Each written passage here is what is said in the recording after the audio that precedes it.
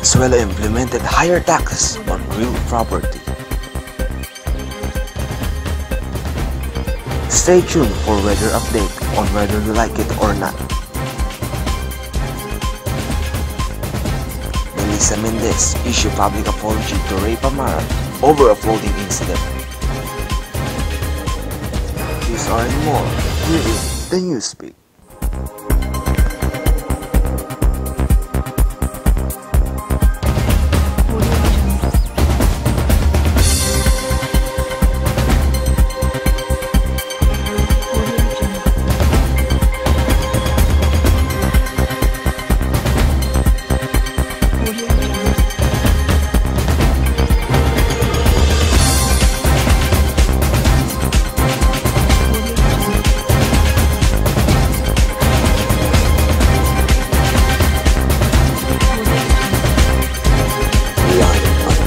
Sa Lungsod ng Valenzuela, here in the Newspeak.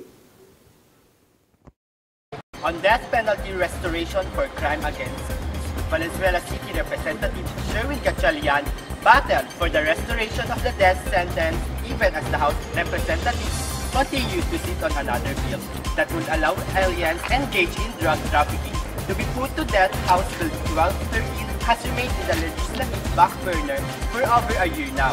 The House Committee on Public Order and on revision of endorsement measure for plenary approval on February 2014, but the measure is still waiting plenary debates until now. House Bill 1213 provides for the adoption of the higher prescribed penalty, including that of the national law of an alien found guilty of trafficking dangerous drugs and similar substances. Gatchalian said the death penalty should be imposed on convicted pedophiles, particularly those engaged in the torture and sexual assault of children, as well as child pornography. Gatchalian saw the studies conducted by experts noted that the Philippines has remained to be favorite hunting ground for poor children, who are used as object of sadistic pornographic videos that are being financed worldwide steadily. Meanwhile, Binay's 2016 frontrunner, according to the latest Pulse Asia survey, Vice President Jejomar Binay dropped his lead by 10 percentage points, but he still continued to dominate all potential candidates in the 2016 presidential election. The survey conducted last September 8 to 15 showed the result of Metro Manila at the highest drop support from 44% to 33%, 37% to 27% from the Visayas respondents. The Class ABC support also dropped from 36% to 27%. 10% lost from among Class B, while 7% lost from among Class E. In second place is Interior and Local Government Secretary Mar Rojas, who got 13% or 6 percentage points higher than the 7% he received in the last survey. And in the third place is Senator Miriam Defensor Santiago with 11%. Santiago earlier said she is eyeing a possible presidential bid if she fully recovers from cancer. John Paul Villanueva reporting on the Newspeak. Back to you, Renzo Ayn. Researchers said at the retrovirus conference in Seattle that the results for the first 69 adults and teens in Guinea were released Monday.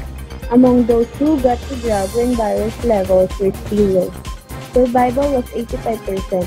That seems better than the roughly 70% survival for patients treated in the same clinic 2 months before the study began. The drug made no difference for those who got it later. Unfortunately, the median time of symptoms when patients sought care was 5 days, and the infection often is well established by then. Carlos Modas, European Commissioner for Research, Science and Innovation, which helped fund the work, said, I quote, "We have preliminary evidence that favipiravir may be effective if these results are confirmed by the ongoing clinical trials. It will be the first ever treatment to be deployment against this deadly disease during the current outbreak." Unquote. I'm Jay Malitoka, reporting. Today, American-owned corporations manufactured less and import more each year, which created a huge balance of trade deficit and become separated from their base of operations. Foreign corporations like German, Japanese, Swiss, Dutch, and English have purchased much Wall Street in the last decade. Now, very few American companies produce audio and other electronic products. Moreover, many of the products are often only assembled here, but the components are imported. American book publishing industry is now largely foreign-owned. Their steel industry has been in deplorable condition for years due to its inability to innovate. As a result, much of their steel industry is now imported. Foreign companies now own 69% of the movie industry, 89% of their cement industry, and their U.S. defense industries are becoming more dependent on foreign manufacturers for key companies and materials like laser diodes, ceramic packaging, titanium, and carbon fiber and charged copper wire. Manager Edward Chin said, "When you fight for freedom, sacrifices have to be made." Even well-to-do hedge fund managers like Edward Chin of 2047, HK Monitor are not exempt. Since he and other Hong Kong finance threw their weight behind the Hong Kong democracy movement in 2014, the cancellation of his regular newspaper covering the Hong Kong economic turnout was only one indicator that the going would get rougher for him. He added, "China's Communist Party are evil in the sense that a lot of them will try to hide away their wealth." That is in the International Consortium of Investigation Journalists Report 2014. As much as $4 trillion in assets from top leaders are hiding in Cayman and British Virgin Island accounts. From paramount leaders such as Deng Xiaoping and Jim Zemin to Xi Jinping, late last year the 70 most powerful families of Hong Kong went to Beijing and spoke to Xi Jinping. These are transactions done at the very top. The middle class and the grassroots people become hopeless because there is less upward mobility. Valenzuela City Mayor Rex Gatchalian implement increase of tax in industrial real estate properties following a new scheduled market value for industrial real properties based on Ordinance 169, which was passed by Sangguniang Lungsod. The scheduled market values provides that first class should pay 6,000 pesos from its previously price of 2,000 pesos. Second class should pay from its previous 1,000 pesos is now valued at 3,000 pesos. Local business group supports the new scheduled market value provided that their taxes is put to good use for the promotion of progress in Valenzuela City. Meanwhile, Mindanao Development Authority, on their statement, noted that the stockholder in the area now mapping up steps to provide Mindanao of a greener and renewable power supply in the next 5 years. According to Mindanao Development Authority Secretary Lualhati Antonio, the expected capacity addition for this year until 2016 are considerably enormous at 500 megawatts, coming from the 300 megawatts coal-fired facility of Therma South Incorporation of the Aboitiz Group and 200 megawatts coal plant of the Sarangani Energy Corporation of the Alcantara Group. The expected entry of more base load from coal-fired power plant totaling 200 megawatts until 2008 should complemented by accelerated deployment of renewable of RE projected. The streamlined policy is being pioneered for Mindanao RE investment, but it's now being adopted as potential template by the Department of Energy in pursuing a wider coverage that when feasible shall be employed nationwide. This is Mary Ann Lago reporting on the Newspeak. Back to you, Renzo I. Ewan ko sa'yo. Uy guys, tignan niyo yun, no? Ano ba? Nangangamoy tira. Ewan ko sa'yo. Nangangamoy breakup. Nangangamoy bulalo. Yan ang sarap ng Lucky Me Supreme Bulalo. Amoy pa lang, authentic bulalo na. Nangangamoy balita.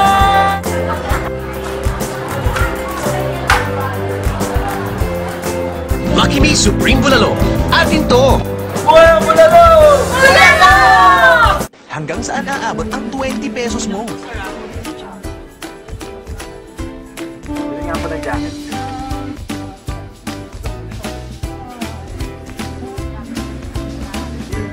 Anong gusto mo? Short stick? Long stick? Or... Uy, Tapos baka mo, mag-new Cornetto Choco Java ka na lang. Creamy ice cream made with Belgian cocoa and the kiss of coffee. Chocolate toppings, chocolate dip. Oh, yeah. New Selecta Cornetto Choco Java. Sarap ng 20.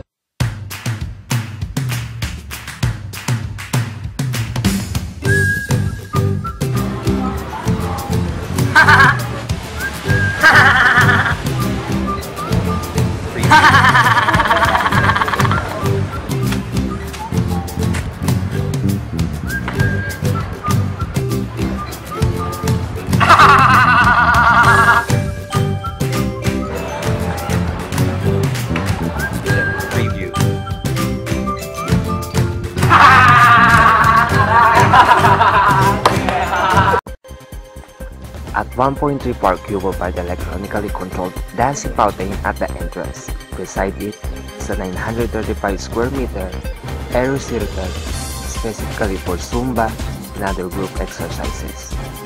There is also 400-seater amphitheater for film showing and concerts.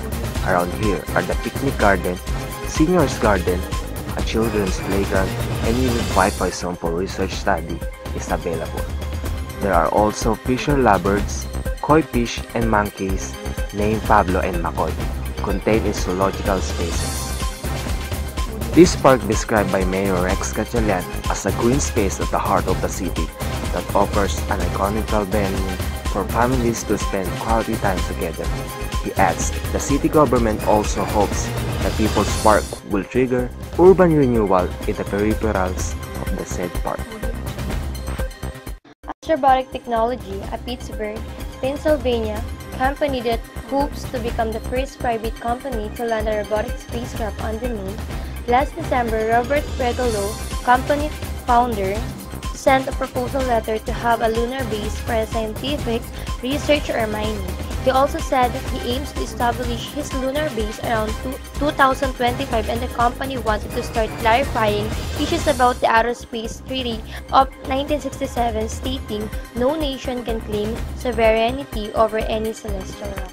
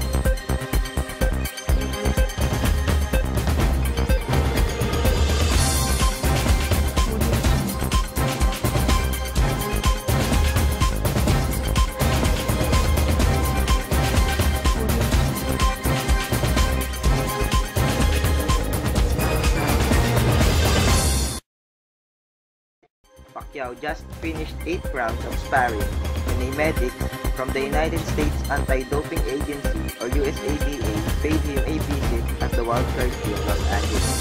It is USADA rules that their agents will test boxers and announce for performance-enhancing drugs anytime before a fight. Pacquiao's third drug test came in just a day after he received his boxing license from the Nevada State Athletic Commission. He said that it was okay and he's good he got his license. Pacquiao guaranteed that he will not pay $5 million for the penalty of anyone who will fail in drug tests. It's no problem, it's used to bother money mentally, but he's gotten over it, it doesn't bother him that much anymore with blood. Good afternoon, here is the current traffic updates for this holiday. Northbound traffic is expected to build up in the afternoon of April 1, 2015, Holy Wednesday, until the morning of April 2, 2015, Monday, Thursday. The heavy traffic for motorists traveling back to Manila is expected to start in the afternoon of April 4, Black Saturday, up to late evening of April 5, Easter Sunday. Toll roads would choke Holy Weeks as the number of vehicles to and from Metro Manila are expected to rise to double-digit levels. Manila North Tollways Corporation President Rodrigo Franco said on Tuesday, March 24, that the volume of vehicles, the 86.7 kilometers North Luzon Expressway and 94 kilometers Subic Tarlac Expressway is expected to balloon due to the exodus of motorists traveling to and from the province this Lenten season, while in Manila, Cavite Toll Expressway is expected to remain low during the Lenten season. Campus added that there are 3 temporary collection points at the Lao northbound flyover sa Taines and Mabalacat on April 1 and 2 for Class 1 motorists entering STX casas other than Mabalacat and bound for either Tarlac or Subic. Toll fee based on their entry point would also be collected in advance, so the motorists are advised to surrender their stops upon exit, since this will serve as their proof of payment. About 20 additional portable booths would also be set up at the Bukawi barriers to speed up the payment of Manila-bound vehicles. Roadworks would also be suspended starting Friday, March 27 and will resume on April 6, MNTC announced. And that's the latest traffic updates. I'm John Raymond Paustido. Back to you, Renzo and Ty. Ewan ko sa'yo. Uy, guys, tignan niyo yun, no? Ano ba? Nangangamoy pera. Ewan ko sa'yo. Nangangamoy breakup. Nangangamoy bulalo. Yan ang sarap ng Lucky Me Supreme Bulalo. Amoy pa lang, authentic bulalo na. Nangangamoy balita.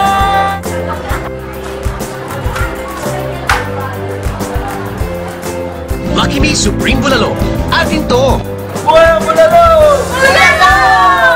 Hanggang saan aabot ang 20 pesos mo? Bili nga po ng jacket.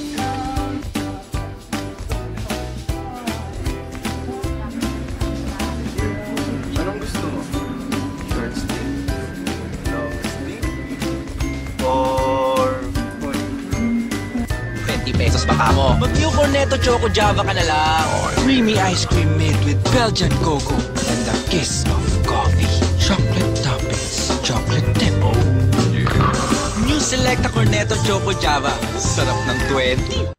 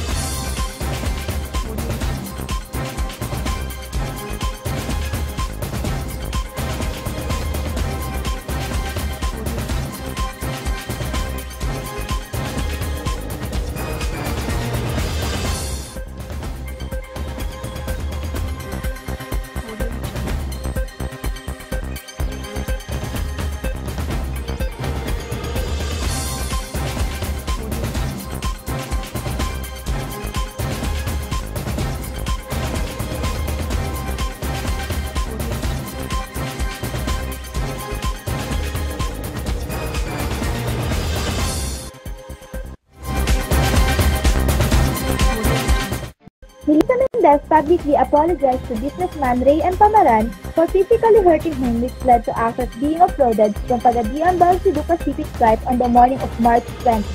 The incident came from the actors made offensive remarks that led the purportedly drunk actress to slap him. Flight attendants essentially refused her to read a window seat reserved for Ray Pamaran so she can take photos of crowds. Pamaran alleged warnings to actors before she was eventually uploaded. A video clip of flooding incident that went viral online was posted by model Andrew Wolf on his Instagram page. Mendez issued her apology to Pamaran through a post on her Instagram account, admitting that the untoward action she did to a businessman has caused a lot of pain and trouble for both parties. The actress owned up to her mistake and apologized. Here's the unedited apology Melissa Mendez posted on Instagram. And I quote, "In the light of recent incident that involved me and Mr. Ray Pamaran, I would just like to simply apologize for my untoward actions and move on from this. This incident has caused a lot of pain and trouble to me and my family, as well as the other party involved. I am owning up to my mistake. No matter what the reason might be, I had no right to physically hurt Mr. Pamaran. Again, my deepest apologies to Mr. Pamaran and everyone else who have been affected by this." Unquote. And I'm Joy Opailan, here in Showbiz Alert! In February 2014, Nimoy revealed publicly that he had been diagnosed with a chronic obstructive pulmonary disease, a condition he attributed to a smoking habit he had given up 30 years earlier. On February 19, 2015, having been in and out of hospitals for the past several months, Nimoy was taken to UCLA Medical Center for chest pain, and Nimoy died of complications of COPD on February 27, 2015. At the age of 83, in his Bel Air home, he was survived by his wife, 2 children, 6 grandchildren, a great-grandchild, and his elder brother Melvin. A few days before his death, Nimoy shared some of his poetry on social media website Twitter. "A life is like a garden. Perfect moments can be had, but not preserved except in memory." Nimoy's remains were buried during a service in Los Angeles on March 1, 2015. The service was restricted to family and close friends, including Nimoy's wife, their 2 children, and his stepson.